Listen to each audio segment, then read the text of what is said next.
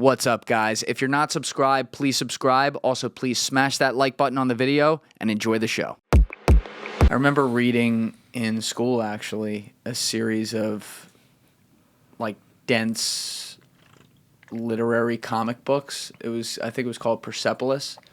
I forget. Can we look? Yeah, do you remember that lesson? I read it, yeah. Okay, so that was pretty eye-opening to me because, you know, this woman, I forget her name, maybe you can Google it, but she was there when the Ayatollah took over, and it shows like all the regular pop culture, what they had, and then afterwards it turned into this dystopian, you know, scary place, right?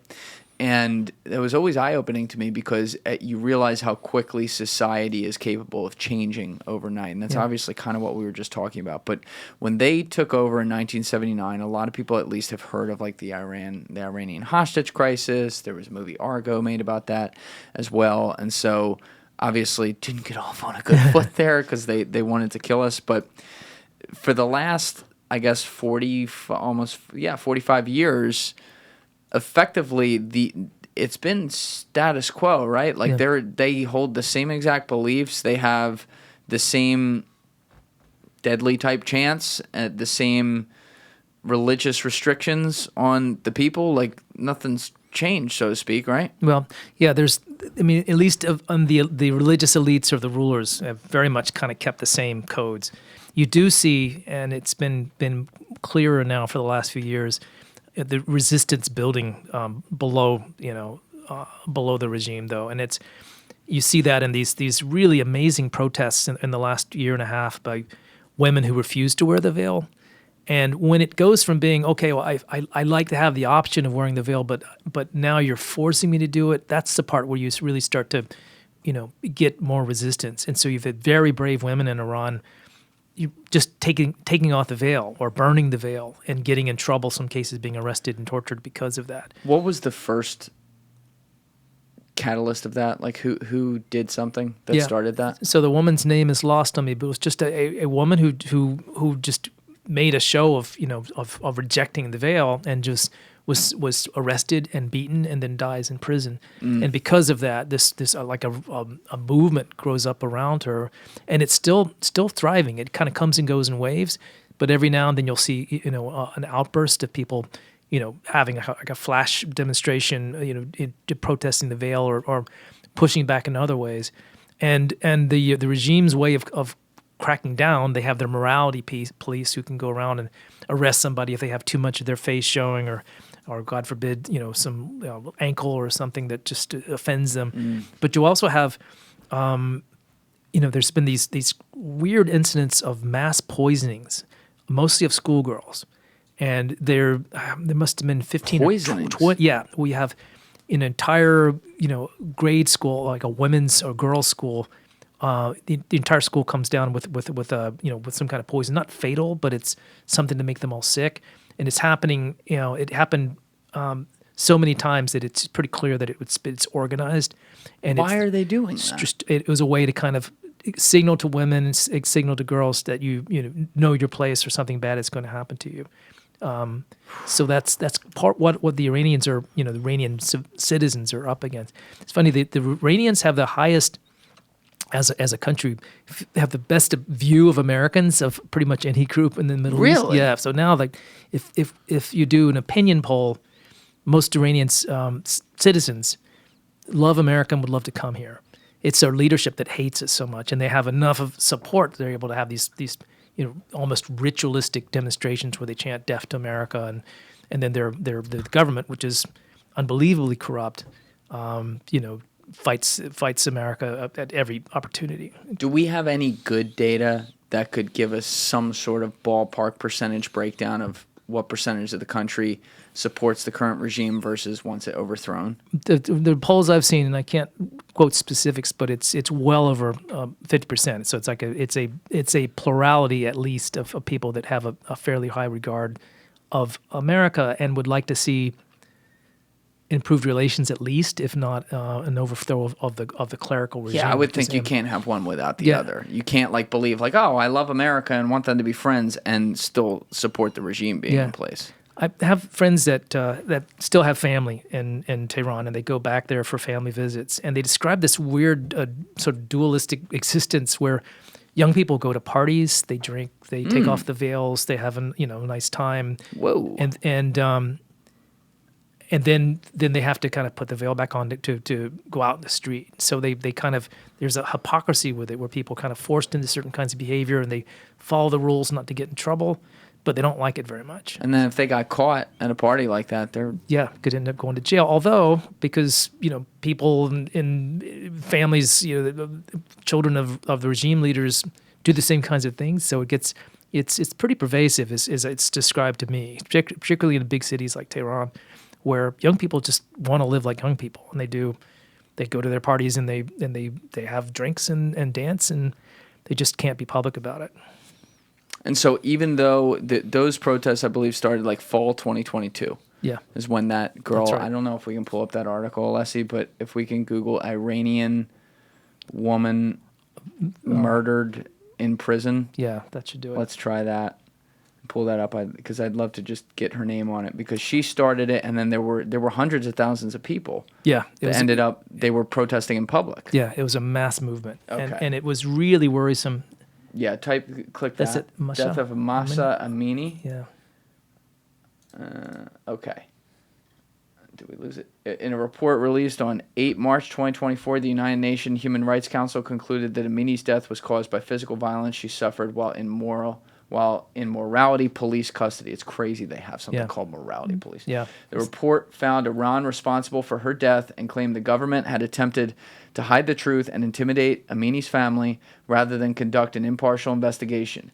In addition, the report and evidence of widespread human rights violations during Iran's response to protests in 2022 and 2023, with many amounting to crimes against humanity. The report found evidence of widespread. Okay. I mean, that's not surprising, because they were arresting people, and there were other people who were killed in prison. Yeah, and it makes our position as Americans, what to do and say about these things, really difficult, because we want to support women like this, and at the same time, we don't want to give the Iranian regime an excuse to say, "Oh, this is an American-led movement." We don't want to give the sense that we're instigating it somehow. So we have to be really calibrated in how we respond to these things. Supporting the women and supporting the protests without, being more active than that. Sure. And because the last thing you want to do is just to take that big segment of the Iranian population that likes us and turn them against us because they. That's right. Yeah, because they feel like we're meddling. Alessi, can you also Google what Joby was talking about with the schoolgirls who were poisoned? This was new. Yeah. I was unaware of this. Yeah. That's fucking crazy that they were doing that. So they weren't killing them, but they were poisoning them, so making them massively sick, just as a way to say, like, we own you. Yep, and you'll see, if you look up that. Okay, hit that. Iranian schoolgirls mass poisoning reports. Okay. Some of them were... The Iranian schoolgirls mass poisoning reports are a series of alleged chemical attacks during which students in dozens of schools in Iran were reportedly poisoned in various and undetermined manners by unidentified perpetrators. Yeah. These events started in November 2022. Oh, I wonder who could have done it. Yeah. At the Isfahan University of Technology, and reports of thousands of students being poisoned in ongoing assaults were claimed to have occurred in the following months. Many psychogenic illnesses, MPI, have been identified as possible cause of the incidents. This is due to similarities of the Iranian situation to other claimed mass poisonings of... Okay, so they're trying to explain this away. Yeah, but there's so little evidence, because obviously we Right. can't send investigators in to look at it. But it just seems incredible to me that schools of girls would just repeatedly make these things up. There have been some incidences at least that Sure. and this, what I've read, what I've seen on this, it suggests that supporters of the regimes and these besieged groups that kind of goon squads essentially for the Iranian government could be behind some of it. But it's a phenomenon. I can't remember how many different incidents, but it's more than 20, as I recall. There have been groups that have been tracking them from the outside. Whoa. Now, how does... Like, we were talking earlier about Iran's alliance between the Ayatollah and Assad with Syria, which allows them to get, I guess they go across northern Iraq now, which is no man's land in some way, and allows them to get access to the Mediterranean and the whole bit.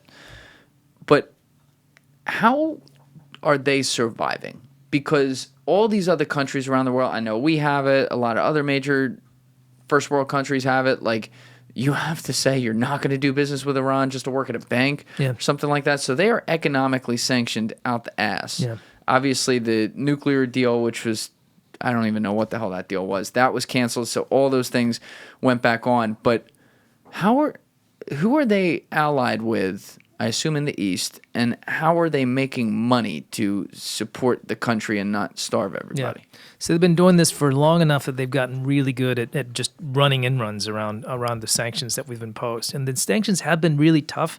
It's what kind of forced the Iranians to the bargaining table back in 2014 when we did get a deal with them on their nuclear program.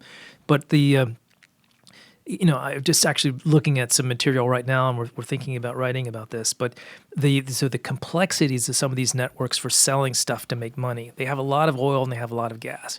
So they can sell the oil if they can make it look like it's Iraqi oil, which they can do easily now because they're good friends with the Iraqis. So you've got a tanker full of oil. It's from Iraq. If you do a forensic investigation, sometimes you can tell, oh, it's not Iraqi, it's from somewhere else. But they get away with that a lot. They also have clients that don't particularly care about the sanctions or actually are very happy to violate them. That includes the Chinese in particular. So they sell a lot of oil to the Chinese, to the Indians as well, because it's because you can, if you're under sanctions and you can't sell oil legitimately, you have to sell it at a discount. So if you're a country that's looking to get some cheap oil, well, here's where you get it. And they're also just like these really crazy systems that have been set up with Iranian oil that ends up going to some broker in Iraq and then the money gets laundered in a Russian bank and then, or through Turkey, and it all comes back to the Iranians and sometimes goes to some of these militia groups. They fund their militia groups through proceeds from oil sales for the most part. Right. So making not only enough to survive as a country, but enough to keep their little proxy groups going. How good is their own military? So we'll talk about the militia groups some more in a bit, but what does their military look like? The scary thing about their military right now is their capability with missiles, because they've been working on missiles for a long time and drones as well. And so we see them mostly using the Russians using Iranian drones in Ukraine right now because the Iranian drones are pretty good. And they've actually been able to develop jet-powered drones, which act almost like cruise missiles. They keep pushing the limits on the missiles and rockets they make. So there are a handful of countries that can make missiles pretty well, and they've become they're part of that group now. They have pretty formidable capabilities. They're working on satellite launch vehicles, which means essentially ICBMs. If you can launch a satellite into space, you've got a multi-stage rocket that you could potentially put a warhead on. So that's something they're working on a lot right now. Other areas they're not. They don't have a great air force because they still fly old jets that they had when the Shah was in power. They keep kind of patching those up and using. Thank you for watching the video, guys. If you haven't already subscribed, please smash that subscribe button and check out this clip's full podcast episode by clicking here or in the description below.